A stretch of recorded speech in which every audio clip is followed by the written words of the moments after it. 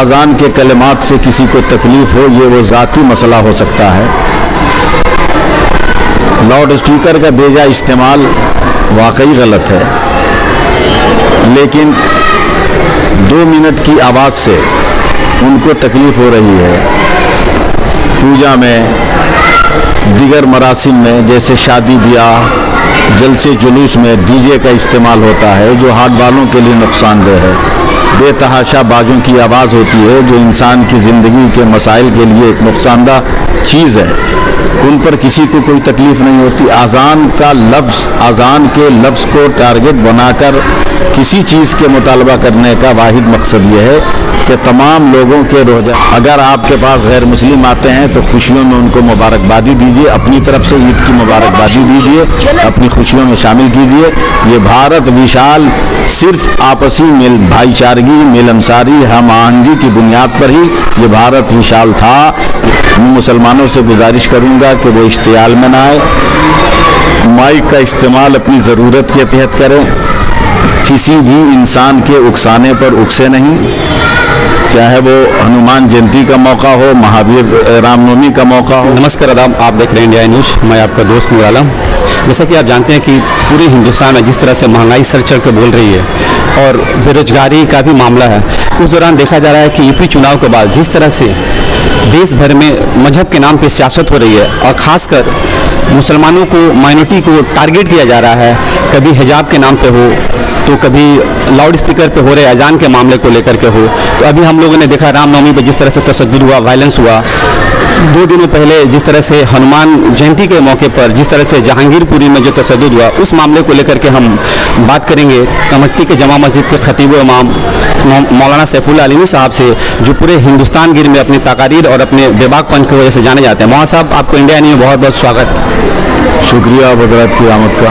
مولانا صاحب، جس طرح سے یوپی چناؤ کے بعد مائنورٹی کو ٹارگٹ کیا جا رہا ہے اور خاص کر جو لاؤڈ اسپیکر کا لے کر کے جو معاملہ چل رہا ہے، کیا کہیں گے اس بارے میں؟ یہ پوری دنیا میں ایک مسلم قوم ہی ہے جس کو ٹارگٹ بنا کر دنیا کا ہر حکمراں اپنی عوام کو خاص مقاصد سے ہٹانے کا ایک مضبوط رجحان ہر حکمراں رکھتا ہے.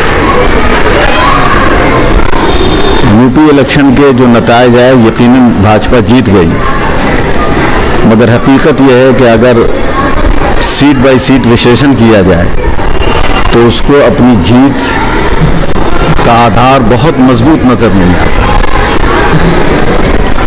اس بنیاد پر ٹارگٹ بنانا ان کا ایک مقصد اول.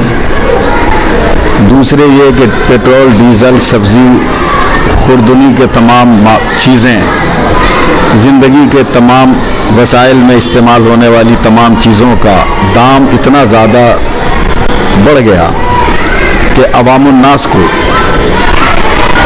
ان تمام معاملات سے سوچ سمجھ و فکر کو الگ ہٹانے کے لیے دنیا کے ہر حکمراں کے پاس سب سے بڑا مدعا مسلمانوں کے خلاف زہر افشانی ہے. مسلمانوں کے کسی نہ کسی مذہبی قانون کو اچھالنا ہے تاکہ ساری قوم اس میں الجھ کر رہ جائے اور اپنے ان عوامل پر اس کی نظر نہ پڑے جس کی وجہ سے اس کی زندگی موت کے منہ میں جانے کو تیار ہے. مولانا صاحب، جس طرح سے بنارس کے ایک سادھو نے، بالک داس نام ہے ان کا، انہوں نے کہا ہے کہ اگر مسلمان لاؤڈ اسپیکر پہ 5 دفعہ اذان دیتے ہیں تو ہم اپنے مندروں سے، اپنے گھروں سے لاؤڈ اسپیکر پہ 100 مرتبہ ہنومان چالیسا پڑھیں گے. اس ووادت بیان پہ آپ کیا کہنا چاہیں گے؟ دیکھیے، یہ اس کا اپنا ذاتی مسئلہ ہے. اذان ایک مقدس لفظ ہے. دنیا کی تاریخ بتاتی ہے کہ اس سے کبھی کسی کو کوئی نقصان نہیں ہوا، اور اذان میں صرف پروردگار عالم جل شانہ کا نام ہے، اس کی تکرار ہے. اور جرمن کے سائنسدانوں نے یہ بات بتا دی ہے کہ جس پانی پہ بسم اللہ پڑھ کر دم کر دیا جاتا ہے، کئی سالوں تک اس میں بیکٹیریاز نہیں آتے. تو اذان کے کلمات سے کسی کو تکلیف ہو یہ وہ ذاتی مسئلہ ہو سکتا ہے.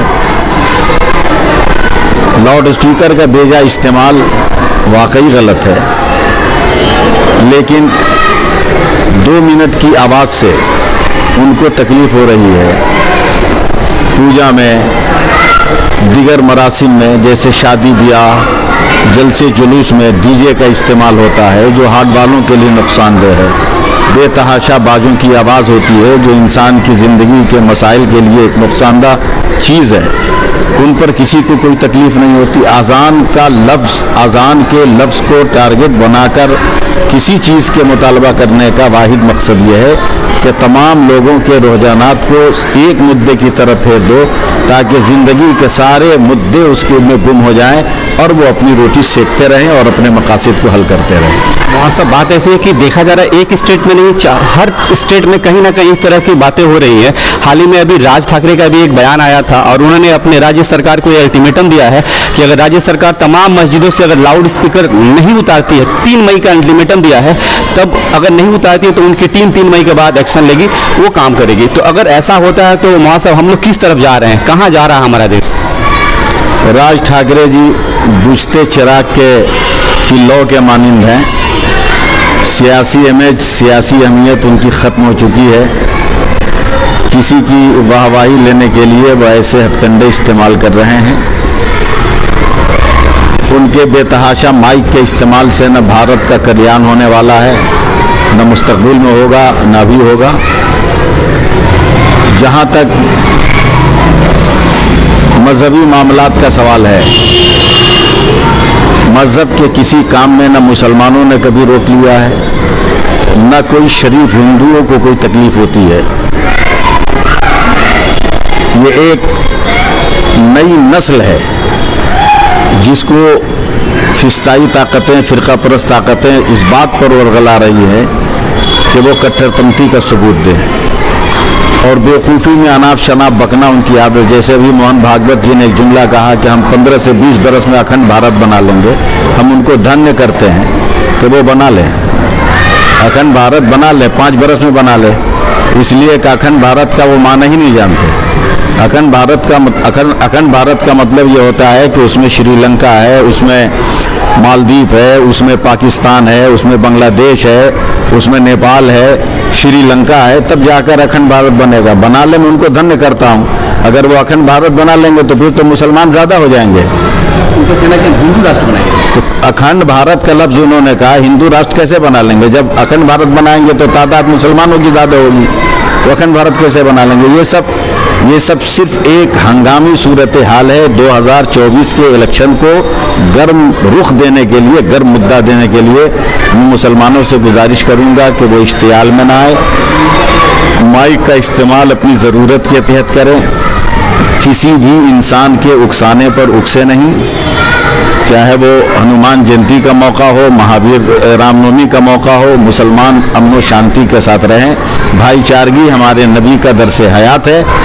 अगर वो जुल्म की तलवार लेकर आ रहे हैं तो हम अमन का जाम लेकर उनके पास जाएंगे। फैसला करना अल्लाह की मर्जी पर है। कहीं ना कहीं वहाँ साहब देखा गया कि मुसलमानों में भी ये कमी रही है, वक्त और हालात को नज़रअंदाज करना। हमने कुछ दिनों पहले देखा वार्ड नंबर 43 में रोजे की हालात में 2 मुस्लिम जमातों में इस तरह से तशद्दुद हुआ कि पूरा वो वीडियो वायरल हुआ और हिंदू जो लोग हैं उसके मजाक उड़ाते रहे। एक तरफ तो हम अजान के लिए लड़ रहे हैं, लेकिन जो मस्जिदों से अजान की आवाज़ें जाती हैं, लोग मस्जिदों की तरफ नमाज के लिए नहीं आते। तो उस तरफ लोगों को अब हमारे चैनल के माध्यम से आप क्या मैसेज देना चाहेंगे? तो देखिए, अजब मसला है ये कि अजान दी जाती है नमाज के लिए, अलमिया यह है कि मुसलमान उठता नहीं है अजान सुनकर और हमारे हिंदू भाइयों को तकलीफ़ होती है। अजब ये मसला है। एक तो जाग नहीं रहा है जिसको जागना चाहिए, और जिसको सोना है उसको नींद नहीं आ रही है, वो जग जा रहा है। ये तो क़यामत की निशानियों में से लगता है एक निशानी की तरह है ये। बहरहाल बेजा इस्तेमाल, जैसे शहरी वगैरह के औकात में बेजा इस्तेमाल माइक का हो रहा है, नहीं होना चाहिए। आबादी का तनासुब देख लीजिए, उससे किसी भी गैर मज़हब के लोगों को दिक्कत और तकलीफ़ ना हो, इन तमाम चीज़ों को देखना चाहिए। 43 नंबर वार्ड में जो भी हुआ, किसी भी इंसान के ज़ाती फ़ेल का ताल्लुक मज़हब से नहीं होता। मज़हब हमारा एक अलग शान रखता है, एक अलग अहमियत रखता है।